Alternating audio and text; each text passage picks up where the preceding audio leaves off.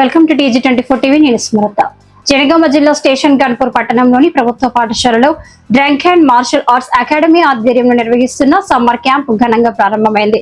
విద్యార్థులకు ఆత్మరక్షణలో భాగంగా కరాటే, షావోలిన్, కుంగ్-ఫు శిక్షణలను అందిస్తున్నారు. ఈ కార్యక్రమానికి ముఖ్య అతిథులుగా station Ghanpur municipal chairman Thatikonda Vinay, SI Pitta Rajesh హాజరై క్యాంపు ప్రారంభించారు.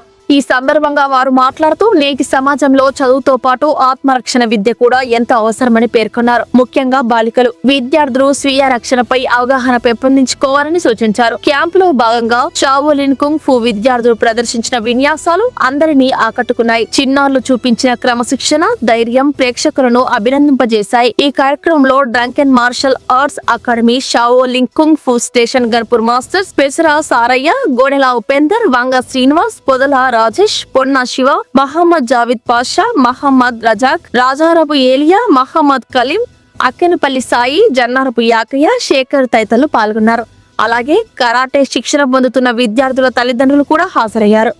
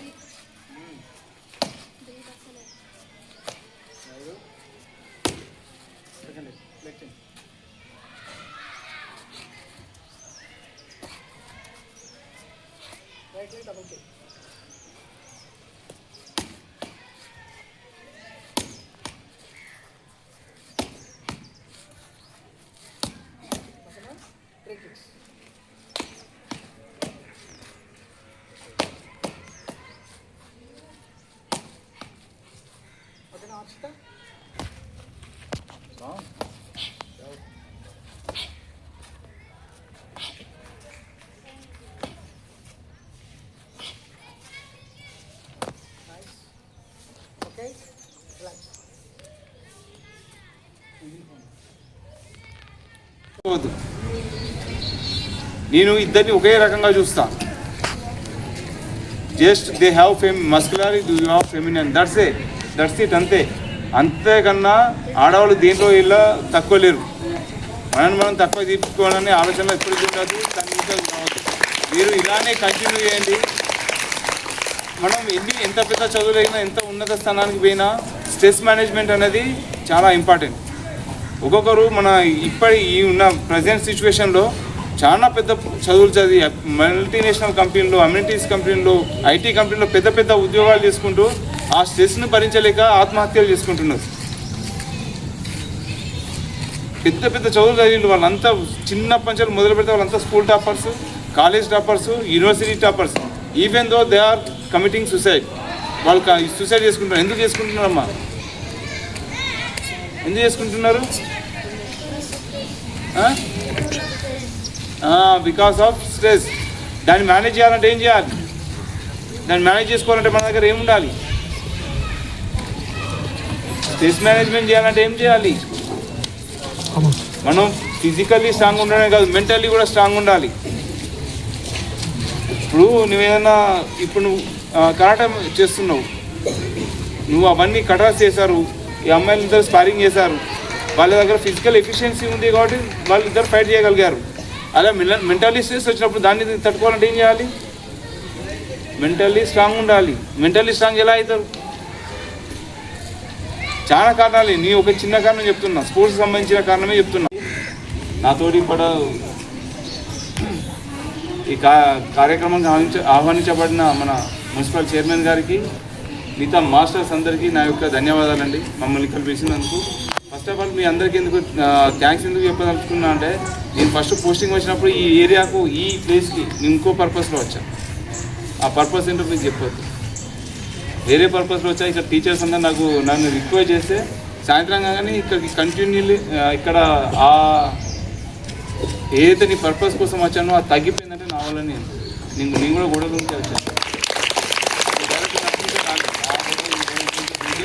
ఇక్కడికి వచ్చా. సరే, మేబీ దాంట్లో కొందరు నాకు దొరికిళ్ళు, కొందరు బయటికి వెళ్ళిపోయారు, కొందరు మానుకున్నారని నేను అనుకుంటున్నా. బట్ ఫస్ట్ ఆఫ్ ఆల్ ఒక మంచి కార్యక్రమం కోసం వచ్చాను ఈ ప్లేస్ ఎస్పెషల్లీ. ఇక్కడనే జరిగేది, ఏం జరిగినా ఈ ప్లేస్లోనే జరిగేది. మంచి కార్యక్రమం కోసం వచ్చిందంటే ఈ ప్లేస్కి మీ వల్లనే. Thank you to everyone. మీరు మాట్లాడుతూ నేర్చుకుంటున్నారు. నాకు ఇంకొక హ్యాపీ న్యూస్ ఏంటంటే, మేబీ 50 to 60 ఉంటారు అనుకుంటా. వాళ్ళ పర్సంటేజ్ ఎక్కువ అమ్మాయిలదే ఉందండి. అమ్మా మీ అందరికీ కూడా నా కంగ్రాచులేషన్స్. జస్ట్ బికాస్ ఆఫ్ మీకు నేర్చుకుందామన్న ఉత్సాహంతో ఇక్కడ దాకా వచ్చారు. మీరు ఏదైతే ఉత్సాహంతో ఇక్కడికి వచ్చారో దీన్ని కీప్ కంటిన్యూ ఇలానే సాగించండి. ఏదో 2-3 రోజులు వచ్చినామని ఉద్దేశం కాకుండా సాగించండి. ఎందుకు చెప్తున్నా అంటే మనం ఈ డైలీ ఈ పిల్లల స్థాయి నుంచి వెళ్ళి మా అప్పుడు గేమ్స్ బాగా ఇంపార్టెన్స్ ఉండేది. చదువు కూడా చదివేది, చదువుతో పాటు గేమ్స్కి చాలా ఇంపార్టెన్స్ ఇచ్చేది. అప్పుడు ఉన్న అవకాశాలు తక్కువ, అప్పుడు ఉన్న అవేర్నెస్ తక్కువ. అక్కడ చదివితే ఏమన్నా పెద్ద స్థాయికి పోతామని చెప్పేటోళ్ళు చాలా తక్కువ మంది. మనం ఏం చదువుతాం, మన ఆటలు ఆడితే పెద్ద స్థాయికి పోవచ్చు అని చెప్పేటోళ్ళు చాలా తక్కువ మంది. మనకేం వస్తుందిరా, మన వల్ల కాదు, గేమ్స్ మనం ఆడతామా, అదేదో మొత్తం ప్రొఫెషనల్స్ వాళ్ళు ట్రైనింగ్లో అయితేనే బాగా ఆడతారు అనుకోండి. కానీ అలాంటిది ఏం లేదమ్మా. మా అప్పుడు అవేర్నెస్ లేదు, ఇప్పుడు మీ అందరికీ అవేర్నెస్ ఉంది. ఫస్ట్ ఆఫ్ ఆల్ మిమ్మల్ని ఇక్కడ పంపుతున్నారంటే మీ తల్లిదండ్రులకు అవేర్నెస్ ఉంది, అందుకే మీరు ఇక్కడికి వచ్చారు. ఇప్పుడు మీ ఇంట్లో కూర్చుంటే ఏం చేసేటోళ్ళు, వీడియో గేమ్, టీవీ లేదా మొబైల్లో రీల్స్ ఇవే చూస్తారు. మ్యాక్సిమం ఇవే చేస్తారు. చాలా తక్కువ మంది ఏదైనా బయట ఆడితే అది ఆడినా కూడా మమ్మల్ని ఎంతసేపు రోడ్డు మీద ఆడుతారు. హాయిగా సార్ చెప్పిండు, మన ఎస్ఐ గారు చెప్పిండు. కాబట్టి ఆటల విషయాల ఫిజికల్గా ఉండడానికి మీరు ప్రయత్నం చేయండి. మీ ప్రయత్నంలో మొదటి మెట్టుగా మీరు ఇక్కడ దాకా వచ్చిళ్ళు. ఇక్కడి నుంచి దారి తప్పకుండా పూర్తి స్థాయిగా మీరు ఫిజికల్గా ఫిట్ కావాలని కోరుకుంటున్నా.